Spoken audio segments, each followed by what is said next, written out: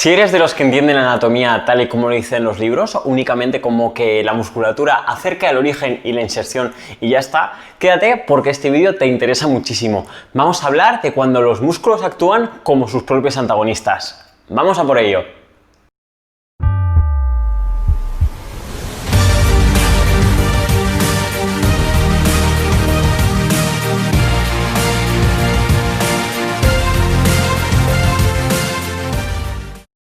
Bueno, antes de empezar con el tema de hoy, quería decirte que si te interesa el tema de la movilidad y cómo optimizarla, especialmente utilizando el sistema nervioso, tienes un enlace a un webinar en el que cuento todos los detalles acerca del entrenamiento de la movilidad siempre que esté presente el sistema nervioso en nuestra cabeza. ¿Por qué no podemos entender la movilidad como algo pasivo, sino como algo que está modulado por el sistema nervioso? En este webinar te enseño las principales técnicas a través de las cuales los entrenadores podemos optimizar este rango de movimiento. Si te interesa el webinar, ve al enlace de mi biografía. Espero que te guste mucho y que me des todo el feedback de qué te ha parecido, además de preguntarme todas tus dudas. Ahora sí, vamos a hablar de esta temática. ¿Cuándo un músculo actúa como su propio antagonista? Tradicionalmente nos han enseñado que una musculatura simplemente acerca el origen y la inserción, que el bíceps es un flexor de codo, que el recto anterior del abdomen es un flexor de tronco, que el psoas es un flexor de cadera, pero todo esto tiene, digamos, ahí hay un gran gap, hay una gran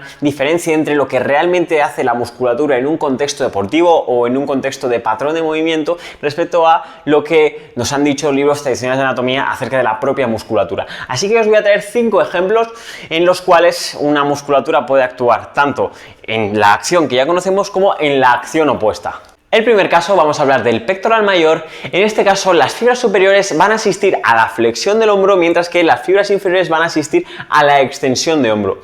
Es muy importante entender qué porción de esta musculatura está trabajando de más y qué porción de esta musculatura está trabajando de menos, o que se encuentra con más tono muscular o con menos, de cara a valorar el rango de movilidad y de cara a los ejercicios que vamos a prescribir. Es posible que estas fibras que trabajan ayudando en la extensión limiten más la movilidad por encima de la cabeza y por lo tanto debamos realizar un masaje miofacial o una técnica de movilidad articular más orientada a esta porción más inferior del pectoral. Todo esto se va a aplicar a los otros 4 ejemplos que os voy a comentar hoy. En segundo lugar, vamos a hablar de uno de la musculatura que más es conocida porque trabaja, digamos, de dos maneras totalmente antagónicas. Estamos hablando de las fibras del trapecio. Sus fibras superiores están relacionadas con la elevación de hombro, con muchísimas disfunciones a nivel del humeral, a nivel de la escápula, y sus fibras inferiores son unas fibras que hay que potenciar, que hay que intentar que incrementen su ratio de activación respecto a esas fibras superiores, y son las fibras de ese trapecio inferior que van a provocar esa depresión de la escápula. Por lo tanto,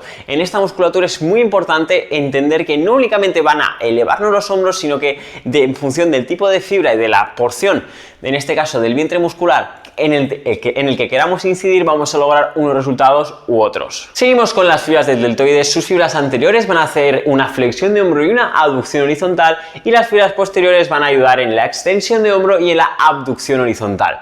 En este caso, estoy seguro de que ya es de sobra conocido la diferencia entre las fibras del deltoides, especialmente por el ámbito del culturismo. Aunque en ocasiones cometemos el error de querer fortalecer en exceso también este deltoides posterior, que en este caso, atendiendo a autores como Brent Brockbush, va a estar en una sobrecarga excéntrica constante, va a estar elongado y sobreactivado. Por lo tanto, una musculatura que está elongada y sobreactivada al mismo tiempo, por ejemplo, una sobrecarga concéntrica debida a una posición de hombro redondeado o de costillas en depresión, no conviene fortalecerla. En este caso, lo que nos dice Brent es que debemos intentar reducir un poquito la tensión en este deltoides posterior e intentar fortalecer los rotadores externos de hombro, como sería, por ejemplo, el infraespinoso. Así que ya sabéis, quitar tensión a esas fibras anteriores del deltoides si tenemos un exceso de abducción horizontal y de hombro redondeado, y quitar un poquito de tensión también a esas fibras posteriores del deltoides, y en este caso el músculo que había que fortalecer sería el infraespinoso y el redondo menor, que son los rotadores externos del hombro.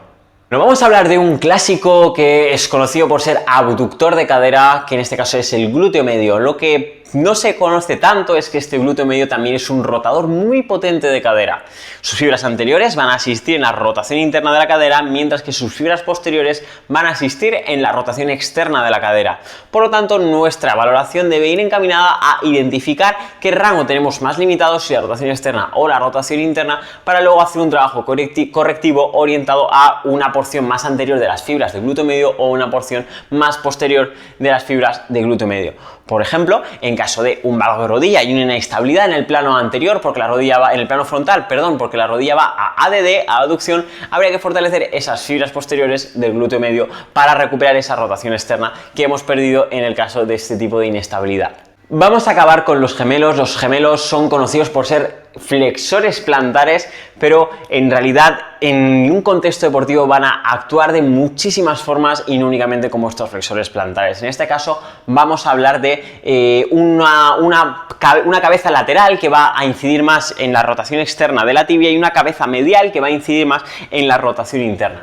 Cuando se produce una disfunción, como puede ser una limitación en la movilidad de tobillo, normalmente la tibia va a rotación externa y hay muchísima sobrecarga en el gemelo externo y hay una sobrecarga, en este caso excéntrica, en el gemelo interno que estaría aguantando en excéntrico ese exceso de rotación externa de la tibia. Por lo tanto, si tenemos una persona que tiene limitada la movilidad de tobillo y tiene un exceso de rotación externa de la tibia, debemos atacarle a tope a esa cabeza lateral del gemelo, quitarle tensión y fortalecer en este caso los rotadores internos de la tibia. Por lo tanto, en este caso es súper importante, especialmente si tenemos una limitación en la movilidad de tobillo, y esto también puede conllevar sobrecargas en el tensor de la fascia lata y la banda iliotibial. Bueno, hasta aquí el vídeo de hoy, espero que os haya gustado muchísimo. Debemos entender la musculatura y las acciones musculares, todo este tipo de anatomía funcional desde una perspectiva muchísimo más holística.